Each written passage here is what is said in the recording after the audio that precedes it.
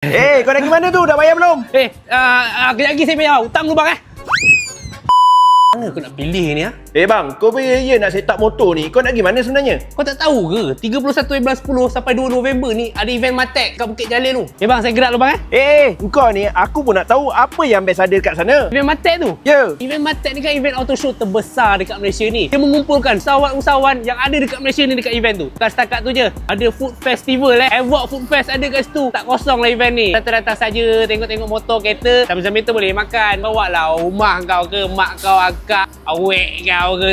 So kita yang laki-laki ni nak pergi tengok otomotif ni, tak adalah asyik nak kena marah. Boleh bawa dia orang sekali. Lepas tu aku nak beritahu korang, pada 2 hari bulan tu kita ada event motor agenda 2 roda. Tu memang aku cakap kau happening kau punya lah. Malam takkan tak ada apa-apa kau bang. Kau tak payah risau. Dekat belah malam ada persembahan artis-artis tanah air. Macam-macam lagi lah ada. Auto show ada, drift show pun ada. Bang, lagi sekali bang. Tarikh dia bila? 31 Oktober sampai 2 November. 10 pagi sampai 10 malam. Jangan lupa jemput datang tau. Kau dah tanya banyak ni. Kau tak datang kau siap. Memang aku geram betul lah aku. Jangan lupa share video ni kat kawan-kawan korang.